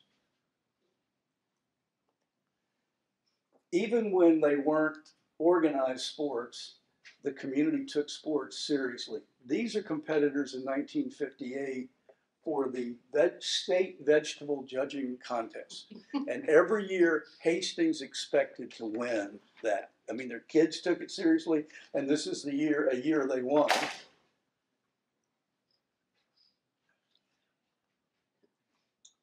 This is a potato peeling contest. This is I like this picture because it recalls one of the traditions in Hastings, which was who could grow the biggest potato. And each year in Elmo's, in the pharmacy, they would have all the biggest potatoes on display. So it was kind of part of an annual tradition. Churches, social clubs. We're going into, again, the last few slides. Churches, of course, have been active in Hastings all the way back to the 1870s.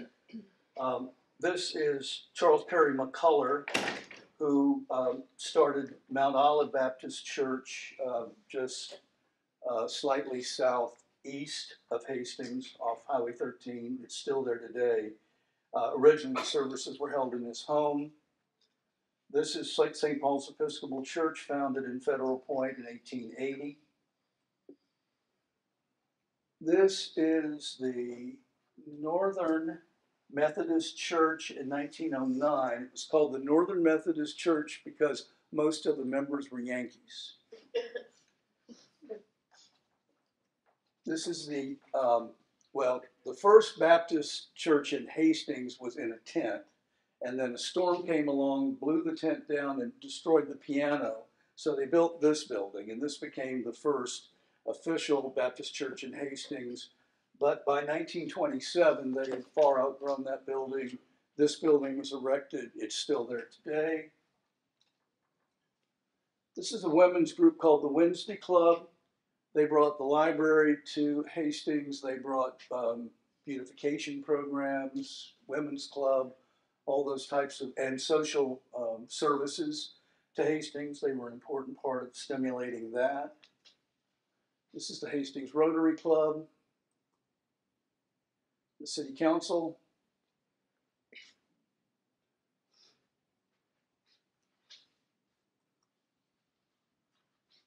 The Rotary Club on Clean Up Downtown, and that's in front of the Works Progress Administration Civic Center. Civic Center that now is just being replaced with the new building that's just been approved. I want to second the comments that were made in the public comment earlier about, frankly, the process the county pivoted to get to a collaborative solution with the community, because it really made a statement to me that the county is starting to realize that they need to engage those who are going to be affected in the benefits that they want to bring to different parts of the county, that it's really important that there's engagement. And the outcome, I think, has been great about that. Historic homes. This home still stands in Elkton.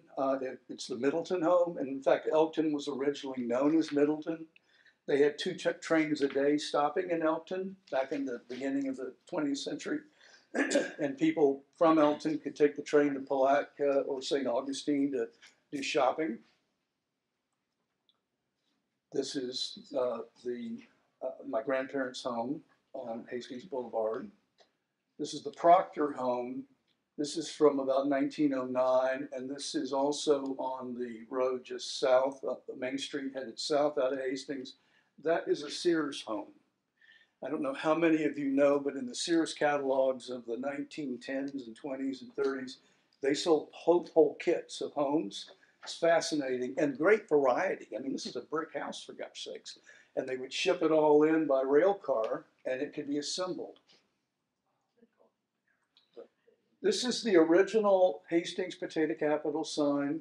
It's also Peggy Davis, again, our potato queen from 1946. 2 ladies that I never met, certainly, Hortense Miles and Irma Smith, were the original historians of the town. They had passed long before my time. They were responsible for this sign. This is the other handout I have for you. I showed you that poem from 1900 that talked about all the money that was going to be made. And there was a lot of money made in Hastings, especially in that first 25 years of the 20th century. This is a poem that is a walk down Main Street in 1961, looking in each store and talking about the people, the owners, etc. I have copies here for each of you that really kind of, the whole thing is worth reading because it really captures one of the several people that collaborated with me on this book, Nancy Towns. She grew up in Hastings in my era. She's my age, and she said that Hastings, for many of the young locals, was like Mayberry. And when you read this, you can see how personal it was, how everybody knew everybody in a not an unpleasant way, and the merchants along Main Street were really appreciated. This is an aerial view from 1961. We're south of the Hastings High School, showing the whole community looking up toward the railroad tracks up here. This is same plane, same time of year. Here's the Potato Growers Exchange. Now here's the rail line. Whoops. The rail line looking south.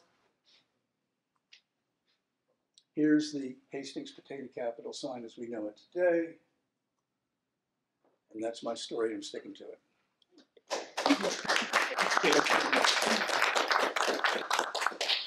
I did the best I could given the time I hope that was helpful. Do you have any questions before I leave? Sally? I just want to let everybody know, the headline news from the Hastings Herald 1919 editions on the hastingsfl.org website, podcast every week.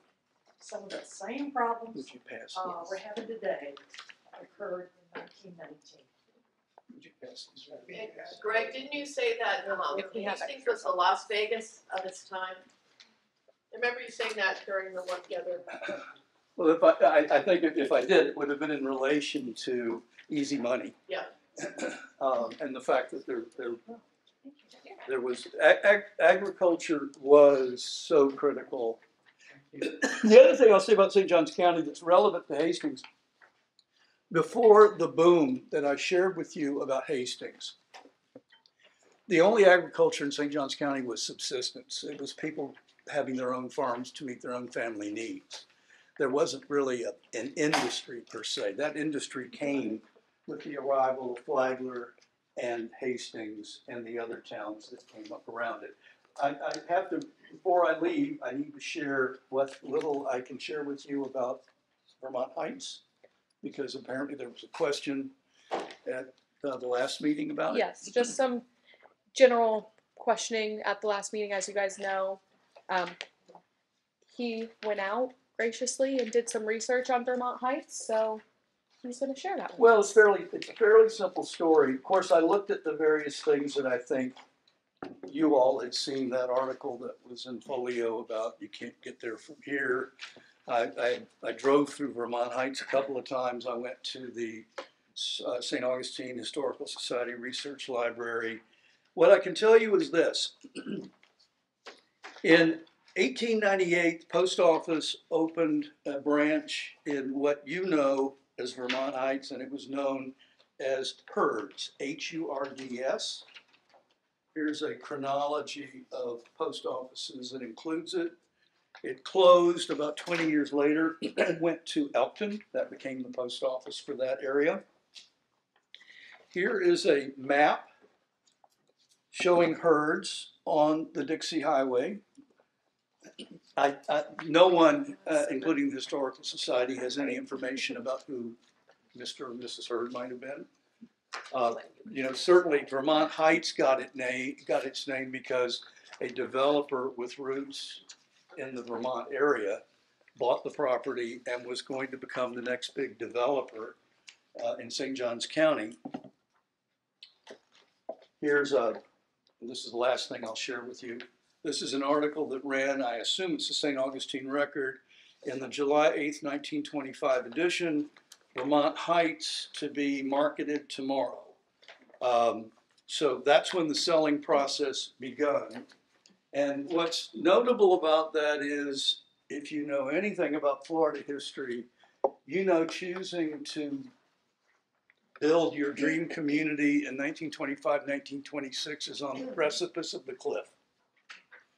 In 1926, the Florida boom collapsed for many reasons.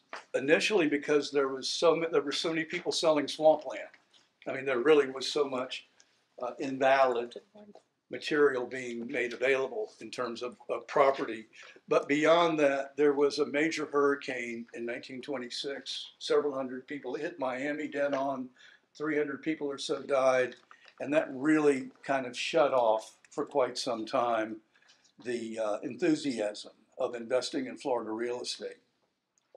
So I don't know if any of you have read this book, that Ballin's book. Yep. It's a fascinating and simple read. And a lifetime supply of pictures of the beautiful Bridge of Lions, but it's a great book. And it, again, Davis Shores was going to be a really interesting development with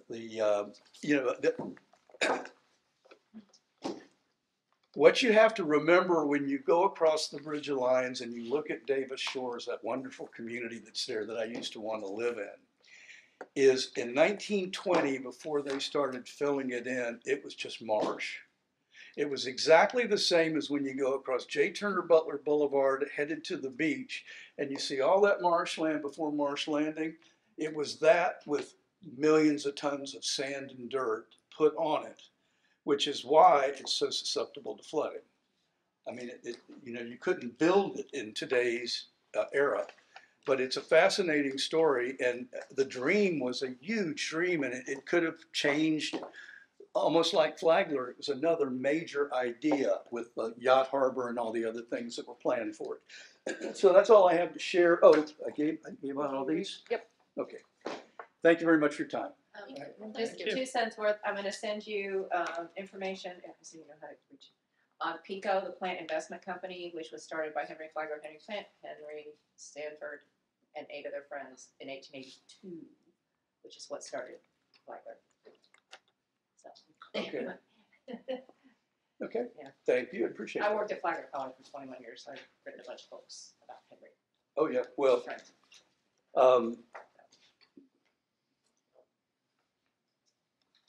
Flagler St. Augustine is one of my favorite books.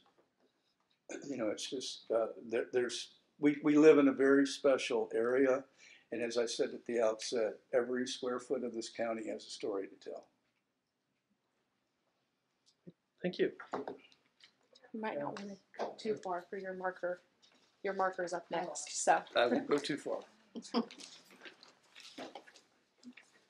Yes, so that, Informational. Okay. right. So the next item on the agenda is the Leonard subdivision marker text review. And through the chair, if I may, just to make everyone aware, this is just informational. He's doing the state marker process, so he just wanted to bring this before you so you guys could see the text and discuss however you would like. So. Right. Following my initial engagement with Haley and the level set, I actually sat on this board 20 years or so ago and was involved in getting a historical marker placed in Palm Valley, which is another community that I've done some community preservation work in. So she gave me kind of a tutorial on the limitations of what the county does with regard to markers and what I would need to do with the state. So I filed all of the materials. They've received them. It's now in process there. So, you know, it's been a good, I should say though, there are a number of other historical markers coming for the Hastings area. So you'll hear more on that subject, I'm sure. I will add through the chair. Sure. The historic marker, it is a state program. The county would have limited involvement sometimes when they're in the county right of way because it requires property owner information and maintenance and stuff like that. So we coordinate that through our public works department. And so sometimes we do have limited, have to sign off on the applications if they're in the county right of way or county owned property. And to further clarify on that, as of right now, he does have permission from the property owner to put it on the property line, so not in the right of way. As of right now, that's Correct. the plan. But open it up to you guys for discussion on anything you would like. There's more handouts up front on the text. And that was the location, and he showed the location, the aerial, in his presentation. The only comment I would make, unless they have changed things, they will require you to do an incitation, footnotes for every fact that you put in within those characters. When I did one for Fullerwood Park in St. Augustine about 3 years ago, that was required. 15 years ago, I did the Florida East Coast Railway ones. They weren't quite so picky. They just let you do a bibliography then. Now they want each piece. So you may find that out.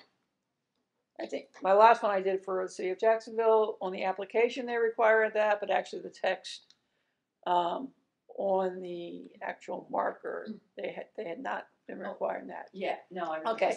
When you get in there and Yeah. you said so-and-so was born, they want to know how you do that. Exactly. Yeah, on the application, but not the actual marker That language. would be a large marker.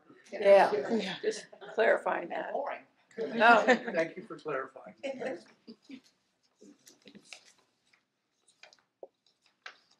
I applaud your perseverance in doing this. I think it'll be great addition to the county. Well, people ask me what I'm doing these days since I'm no longer employed in the traditional thing, and I consider the revitalization of Hastings something that I very much want to support. I've given this presentation numerous times in communities around Hastings and Hastings. Happy to do it here, and thank you for giving me the opportunity. But I do feel like it's something that's important for me to make a contribution to, and not just because of my family connection, because it's a story, a community that deserves to be appreciated for its history and its culture. Okay, I don't think there's a motion to be made No, unless we this want is to just support that, informational. but it sounds like you're already in public property, private property for the marker. But if there's further support needed and something changes, come back to us and we'll be happy to support that. Okay. Okay. Thank you. Great, thank you. Sounds great. All right. I think the next item on the agenda is any board member reports that we may have. I don't have a report, but just something I wanted to share with you. My background is quality assurance, not architecture. So if anyone wants to beef up, as I do, on architecture, this book, The Language of Architecture, 26 principles every architect should know, I found very helpful and hope it'll make me a better board member. Who is the book by? It's by Andrea Sinich and Val Ward.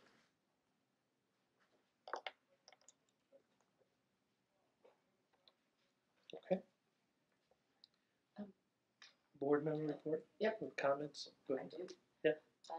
First of all, Dr. Keys. sorry. 2 weeks ago, the state had its 40th anniversary special category grants hearings. I'm looking at Christine Newman because we were both state employees.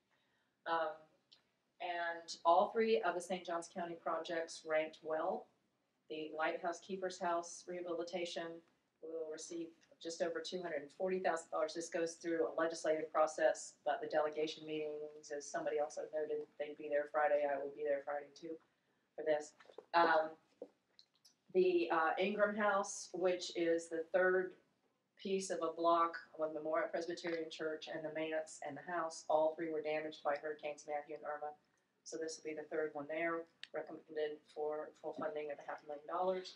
And the Florida Public Archaeology Networks project with the St. Johns River Water Management District to look at 100 sites along the water management area that they've agreed on, and to monitor those archaeological sites for damage to those. So that will receive about $160,000. Other things, since we're sort of a little nearby, the Lighthouse also ranked there's one of the railroad buildings in Jacksonville at the Beaches Area Historical Society, and something else. Anyway, Palatka Bronson Mulholland House also. So within our bigger region, going to come home with a lot of good applications. Great. Florida Humanities Council just finished their 50th anniversary gathering in St. Augustine, and they did St. Johns County too. So that, and just food for thought for you all for next year anniversaries. It's the 150th anniversary of the Lighthouse, 150th anniversary of the Yacht Club, both which were commissioned by the War Department at the end of Reconstruction as protection along the coast, keep everybody behaving themselves while we did the centennial country. 100th anniversary of the commissioning of Lions at the Bridge of Lions, St. Augustine Art Association's 100th anniversaries next year, and the St. Augustine Sister Cities. So, plan for lots of tourists and stay home. Anyone else? I'd like to add as a board member report. I was at the Tuesday, September 12th meeting for the Hastings Public Library, the presentation of the subsequent designs, and there were 4 designs, 3 additional designs that came up, and they were actually voted by the people in the meeting, and you could vote afterwards too online. So I think that, thank you. Is that the one that received the most votes? Yes. Mhm. So it was And that- announced Yeah, and that's great because that's very sort of harkens back to the building that was at that site, and that was obviously what was taken as the inspiration for that. So I applaud that, and yeah. Great. Any staff reports? I have a few. Okay. Mostly very, Great. well, all very positive. One of them being that this was announced that this was the selected design. So mark that off the list. Back in February of this year, this board reviewed plans for the Westminster Woods community. They were demoing some of the previous structures, and they went through the process, mitigation plan, and all of that. We did recently get a demo permit submitted, so I just wanted to put that on your radar that you might see movement out there. But they're going by the plans that were approved by this board. And then moving on to Fort Mose, I believe I mentioned this at the last meeting. The State Park Foundation was requesting additional funds from the BCC to reconstruct the fort at Fort Mose State Park. At the October 3rd meeting, the BCC approved $200,000 to go to the reconstruction. This amount, along with another donation from another party, is going to close the gap in funding, hopefully by November, and they should be able to break ground in January of 2024, so that's super awesome. Again, this is within City of St. Augustine city limits, so it's going through that permitting process. It won't come before you guys, but I will keep you updated on all of that and all of the ceremonies and stuff. And then lastly, Can Wright House, that, you know, has just continues to come back. We're moving. We're making some good progress on that one. Our last meeting was right before the BCC meeting, where they accepted the structure and the relocation to Windswept Acres Park. So that was a good step. And then we're kind of in talks. We're hoping for a relocation in February of 2024. So lots of moving parts. And when we have a definitive timeline for it, we will bring it back to you guys. So I remember the homeowner was really adamant about getting it completed. Were we able to get it in his timeline? We were not, but he is working with us, and Okay. he's okay. It's a lot of work. You want to tell her who's handling the project? Oh, okay, all right. Sorry, Shorty Robbins, who is Representative Stevenson's aide, is chairing the project to get it moved. So it's fun. The owner's being much more accommodating. Yeah. Yeah. I'm sure that's why Shorty wants groundbreaking in February before the legislative session starts too. Yeah, That's all the staff reports I have. Ryan, if you have anything to add. nothing to add. Okay. Also, you know, the Can Wright relocation, that's through the St. John's Park Foundation. Yes, yeah. Who Shorty is on Correct. that Yeah. board. Yep. It's a small world. Yeah. Very good. I would think that the next scheduled meeting would be December 11th, which is the second Monday of the month. And the time is now 3:33, and unless there's anything else, I think we will adjourn this meeting. Okay.